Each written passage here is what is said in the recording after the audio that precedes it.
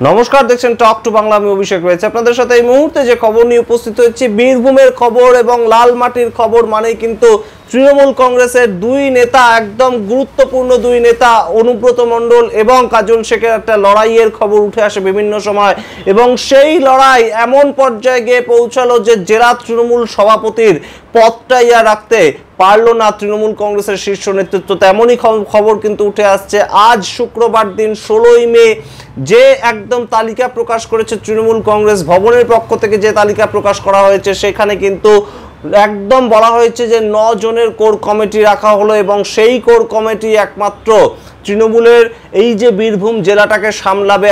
আর কোনো ধরনের কোনো সভাপতির পদ থাকছে না। আর অথচ যে সভাপতির পদে এতদিন ধরে অনুব্রত মণ্ডল আসীন ছিলেন, এবং তাকে কিন্তু বহু বছর ধরে একদম 2011 সালের পর থেকেই যখন পালা বদল হলো তখন থেকেই কিন্তু একদম মমতা ঘনিষ্ঠ কেষ্ট, এবং এই অনুব্রত মণ্ডলকে কিন্তু একদম জেলা তৃণমূলের সভাপতি হিসেবে রাখা হয়েছিল। এমনকি 2022 সালে যখন গরু পাচার মামলায় তিনি জেলে যান, তার পরবর্তীতে 2 বছর পর 2024 সালে ফিরে আসেন। সেই 2 বছরও কিন্তু জেলা তৃণমূলের সভাপতি পদে তাকে চেঞ্জ করে অন্য কাউকে রাখা হয়েছে, তেমন নিদর্শন আমরা দেখতে পাইনি। কিন্তু এখন 2025 সালে গত কয়েকদিন আগেই আমরা দেখেছিলাম ফেব্রুয়ারি মাসে একদম মুখ্যমন্ত্রী মমতা বন্দ্যোপাধ্যায় নেতাজি ইন্ডোর স্টেডিয়াম থেকে বীরভূমের জেলা সভাপতি অনুব্রত মণ্ডলকে উদ্দেশ্য করে কিন্তু স্টেজ থেকে বলেছিলেন যে কাজলকেও কনফিডেন্সে রাখতে হবে, সবাইকে নিয়ে দল চালাতে হবে। আমি বীরভূমকে রাখিনি, তার কারণ বীরভূমে যারা আছে তারা নিজেদের মতো করে তাদের কোর কমিটি আছে, কোর কমিটি নিয়ে করবে সবাইকে নিয়ে। কেষ্ট কাউকে কিন্তু বাদ দেওয়া যাবে না, কাজলকেও কনফিডেন্সে নিতে হবে, আশিস দাকে আর শতাব্দীকেও মাঝে মাঝে ডেকে নেবে, কাজেই সবাই মিলে করবে। কিন্তু সেই কথা কিন্তু কোনোভাবেই মেনে নিতে পারেননি অনুব্রত মণ্ডল, তেমনই খবর। এবং তিনি তার মর্জি মতো একা অনুব্রত অপারেশন চালাচ্ছিলেন বীরভূম জুড়ে, এবং বীরভূমে বিভিন্ন জায়গায় সাংগঠনিক বৈঠক করছিলেন, কিন্তু কোনোভাবেই কিন্তু অপারেশন বোলপুর সেটা অপারেশন বীরভূম হয়ে উঠছিল না, এবং সেই বিভিন্ন কর্মসূচিতে যুক্ত হচ্ছিলেন না জেলা সভাধিপতি কাজল শেখ। যে কাজল শেখ 2023 সালে কিংবা 2024 সালে বড় বড় নির্বাচন জিতিয়েছেন, যেখানে দুবরাজপুর থেকে বিজেপি 2021 সালে জয়ী হয়েছিল, সেই দুবরাজপুরেও 2024 সালের ভোটে তৃণমূল কংগ্রেস লিড পেয়েছে। এই কাজল শেখের হাত ধরে যখন অনুব্রত মণ্ডল একদম সরাসরি তিহার বন্দী ছিলেন, সেই কাজল শেখ যুক্ত হচ্ছিলেন না দলের কাজে। তিনি একদম জেলা পরিষদ এবং জেলা সভাধিপতির পদ নিয়েই কিন্তু বসেছিলেন, এবং নানুর ব্লকটাকে কেন্দ্র করে তার রাজনীতিটা আবর্তিত হচ্ছিল। সেই জায়গাটা কিন্তু খবর পৌঁছেছিল তৃণমূল কংগ্রেসের শীর্ষ নেতৃত্বের কাছে, এবং সেটা নিয়ে বিভিন্ন যে পোর্টালে কিংবা বিভিন্ন সংবাদ মাধ্যমে কিন্তু খবরও হয়েছিল যে অপারেশন বোলপুর চালাচ্ছেন অনুব্রত মণ্ডল, এবং একা একা বিভিন্ন জায়গায় কর্মসূচি করছেন, এবং আগামী 25, 26, 27 তারিখও কিন্তু মে মাসে বিভিন্ন জায়গায় মিছিল বের করার কথা রয়েছে, এবং 1.5 লক্ষের বেশি মানুষ নিয়ে তিনি দেখিয়ে দেবেন রাস্তায়, তেমন চ্যালেঞ্জও করেছিলেন তিনি। কিন্তু সেই সমস্ত ক্ষেত্রে কিন্তু কাজল শেখের অনুপস্থিতিটা নজরে পড়ছিল সবারই, এবং সেই খবর শীর্ষ নেতৃত্বের কাছে পৌঁছাতে আজ যে ডিসিশন নেওয়া হলো তৃণমূল কংগ্রেসের পক্ষ থেকে, সেটা কিন্তু একটা নজিরবিহীন ডিসিশন। তৃণমূল কংগ্রেসের বীরভূম জেলার সভাপতি পদটাই তুলে দেওয়া হলো, এবং 9 জনের কোর কমিটি যেটা একদম তালিকা প্রকাশ করা হলো, সেই তালিকার মধ্যে ঠিক যেমনভাবে একজন কমিটি মেম্বার হিসেবে রয়েছেন অনুব্রত মণ্ডল, ঠিক তেমনভাবেই কিন্তু কাজল শেখ রয়েছেন, এবং আশিস বন্দ্যোপাধ্যায় থেকে শুরু করে মন্ত্রী চন্দ্রনাথ শ্রীনার মতো মানুষরা রয়েছেন।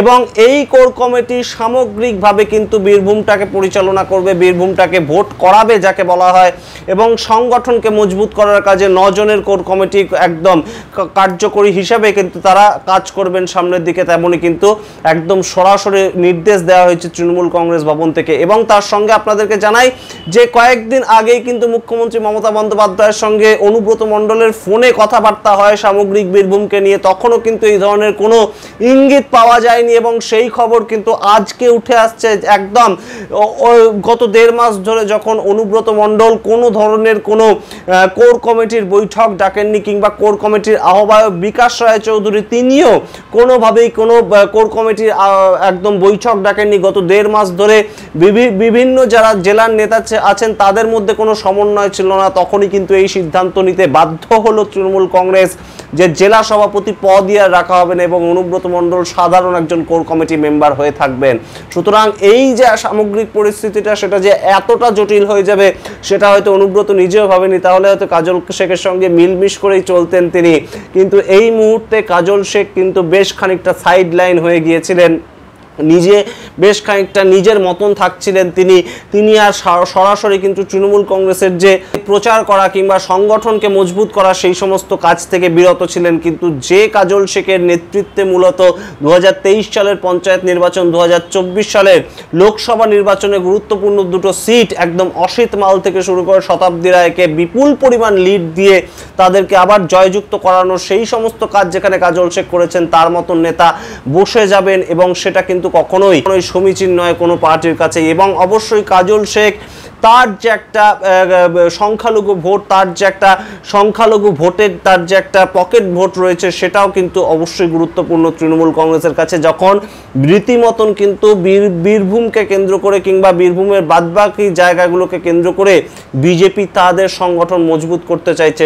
সেই সময়টা কিন্তু অবশ্যই কাজল শেখ যেভাবে সাইডলাইন হয়ে যাচ্ছিলেন দলের মধ্যে থেকেই, অনুব্রত মণ্ডলের দাপাদাপিতে একদম কাজল শেখ কোনোভাবেই কোনো স্টেপ ফেলতে পারছিলেন না। গত 1.5 মাস ধরে কোর কমিটির কোনো বৈঠক ডাকা হয়নি, মুখ্যমন্ত্রী মমতা বন্দ্যোপাধ্যায়ের নির্দেশ থাকার পরেও সেটা কিন্তু বেশ খানিকটা দৃষ্টিকট হয়ে উঠেছিল এবং তার পরিপ্রেক্ষিতেই জেলা সভাপতির পদ উঠে গেল বীরভূম থেকে, লাল মাটি থেকে। কিন্তু আপনাদেরকে জানিয়ে রাখি, জেলা সভাধিপতি থাকলেন কাজল শেখ এবং তার সঙ্গে বীরভূম জেলার চেয়ারপারসনের যে পদে সেখানে কিন্তু থাকলেন বিকাশ রায় চৌধুরী। অবশ্যই আমরা নজর রাখবো বীরভূমের যে সামগ্রিকভাবে পরিবর্তন একটা হলো, একটা বিশাল বড় পরিবর্তন হলো 2011 সালের পর থেকে বীরভূমের জেলা সভাপতির পদে যে অনুব্রত মণ্ডল ছিলেন তার একদম ডানা ছাটা হলো বলেই মনে করছেন পর্যবেক্ষকরা। এবং তার পরবর্তীতে বীরভূমে আর কোনো অশান্তির বাতাবরণ তৈরি হয় কিনা, বেশ খানিকটা অনুব্রত মণ্ডলের যে শক্তি সেটা কমে গেল বলেই কিন্তু মনে করছেন অনেকে। এবং এই মুহূর্তে কাজল শেখ আবারও তার মতন করে সংগঠনটা করবেন কিনা, তার পকেট ভোটগুলোকে চাঙ্গা করবেন কিনা, সংগঠন মজবুত করার কাজ করবেন কিনা এবং কোর কমিটি সামগ্রিকভাবে সমন্বয় গঠিত হয় কিনা এবং কোর কমিটির বৈঠকের ভিত্তিতে পরবর্তীতে বোলপুর চলে কিনা, এই সমস্ত প্রশ্নগুলো কিন্তু এখন উঠছে। আপনারা কি মনে করছেন অবশ্যই কমেন্ট বক্সে কমেন্ট করে জানান এবং অবশ্যই দেখতে থাকুন টক টু বাংলা। প্রত্যেকটি ভিডিও লাইক, কমেন্ট, শেয়ার করে আমাদের ছোট্ট ইউটিউব চ্যানেলটিকে অবশ্যই সাবস্ক্রাইব করবেন। ধন্যবাদ।